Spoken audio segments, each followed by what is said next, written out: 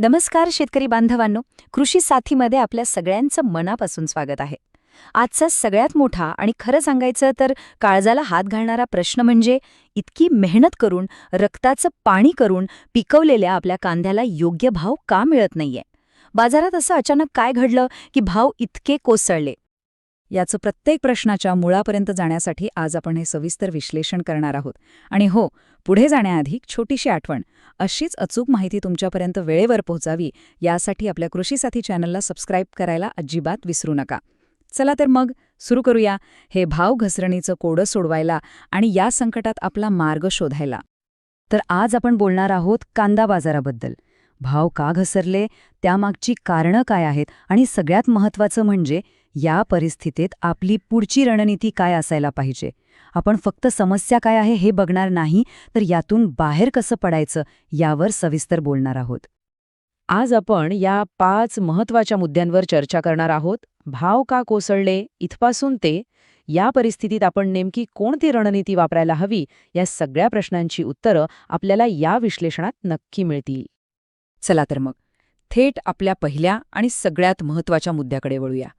भाव नक्की का कोसळले? जो बाजार काही दिवसांपूर्वी स्थिर वाटत होता त्याला अचानक एवढा मोठा धक्का बसला तरी कसा? यामागे नक्की काय घडलं? आता हे आकडे जरा नीट बघा.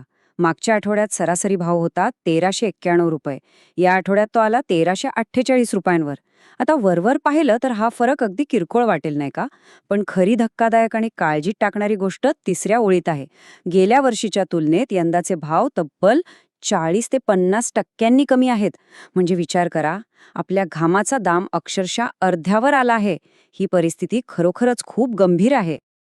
आता या सगळ्या घसरणीमागचं मूळ कारण समजून घेण्यासाठी आवक हा शब्द आणि त्याचं गणित समजून घेणं खूप खूप महत्त्वाचं आहे. आवक म्हणजे काय? सोप्या भाषेत सांगायचं तर एका दिवसात बाजारात विक्रीसाठी येणारा एकूण माल. बाजारातले रोजचे भाव याच एका गोष्टीवर सगळ्यात जास्त अवलंबून असतात.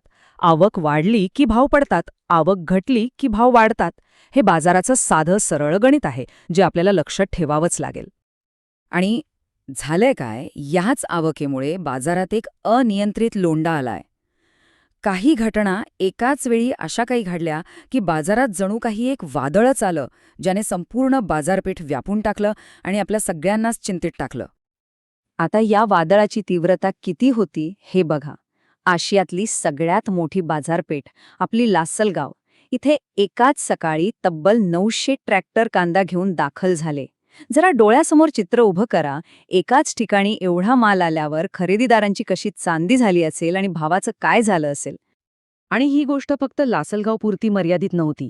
ही आग सगळीकडे पसरली होती. फक्त नाशिक आणि अहमदनगर या 2 जिल्ह्यांमध्ये प्रत्येकी 1.25 लाख क्विंटलपेक्षा जास्त कांद्याची आवक झाली.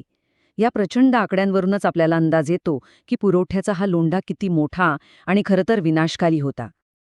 तर हे सगळं अचानक घडलं कसं? हे एका दुष्टचक्रातून समजून घेऊया. सगळ्यात आधी हवामानामुळे काढणीला उशीर झाला. त्यामुळे अनेकांचा माल एकाच वेळी तयार झाला. त्यात भर पडली रविवार आणि त्याला जोडून आलेल्या सोमवारच्या सुट्टीची. 2 दिवस बाजार बंद होते. आता हा नवीन लाल कांदा नाशवंत असतो. तो जास्त काळ टिकत नाही, सडू लागतो. त्यामुळे माल खराब होण्याच्या भीतीने आणि पुन्हा सुट्ट्या लागतील या चिंतेने सगळ्यांनी मंगळवारी एकाच वेळी बाजारात गर्दी केली. आणि याचा परिणाम? बाजारात मालाचा महापूर आला आणि खरेदीदारांना भाव पाडण्याची आयती संधीच मिळाली. बाजार तज्ज्ञसुद्धा नेमका हाच धोक्याचा इशारा देत आहेत. त्यांचं म्हणणं आहे की या लाल कांद्यामध्ये पाण्याचं प्रमाण जास्त असल्यामुळे तो साठवणुकीचा माल नाहीच. त्याला 1 दिवस जरी जास्त थांबवून ठेवलं तरी आपलंच नुकसान आहे. त्याला थांबवून ठेवण्याचा धोका पत्करणं म्हणजे अक्षरशः आपल्याच कष्टावर पाणी फिरवण्यासारखं आहे. बरं, आत्तापर्यंत काय झालं, का झालं हे आपण पाहिलं.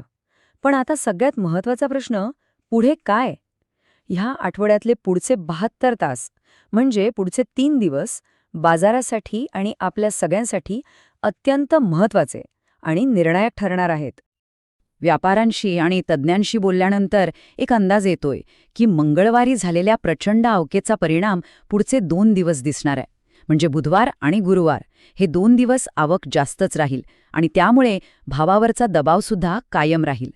पण आठवड्याच्या शेवटी म्हणजे शुक्रवार शनिवारी ही गर्दी थोडी कमी होऊन भावात थोडी स्थिरता येण्याची शक्यता नकारता येत नाही.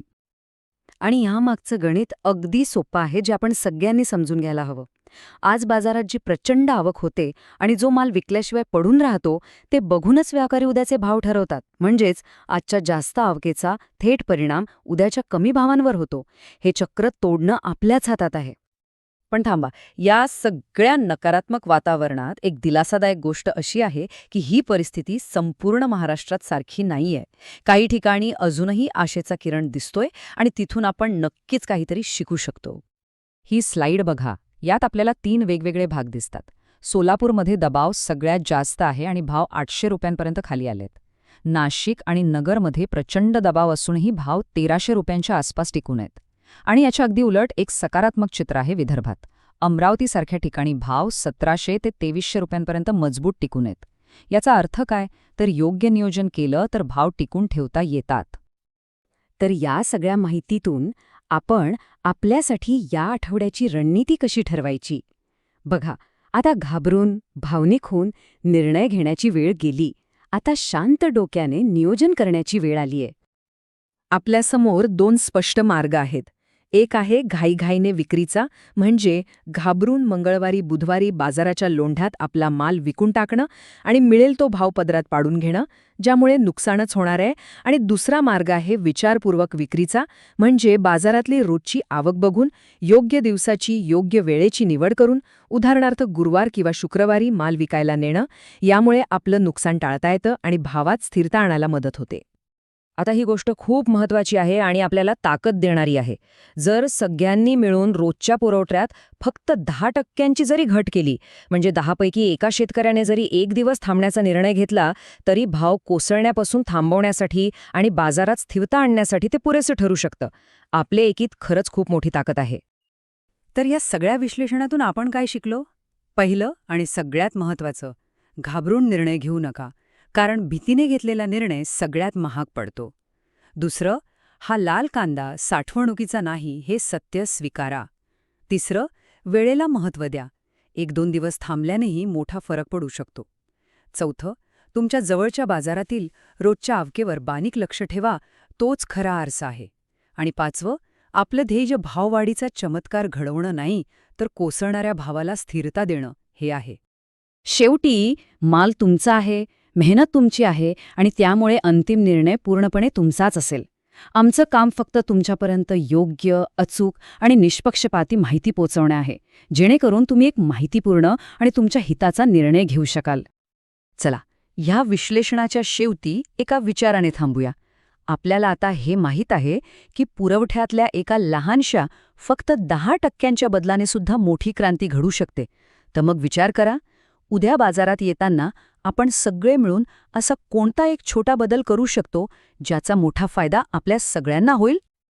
अशाच प्रकारच्या सखोल आणि शेतकऱ्यांच्या हिताच्या विश्लेषणासाठी कृषी साथीसोबत जोडलेले रहा. चॅनलला आत्ताच सबस्क्राईब करा आणि ही महत्त्वाची माहिती इतर शेतकरी बांधवांपर्यंत पोहोचवण्यासाठी नक्की शेअर करा. धन्यवाद.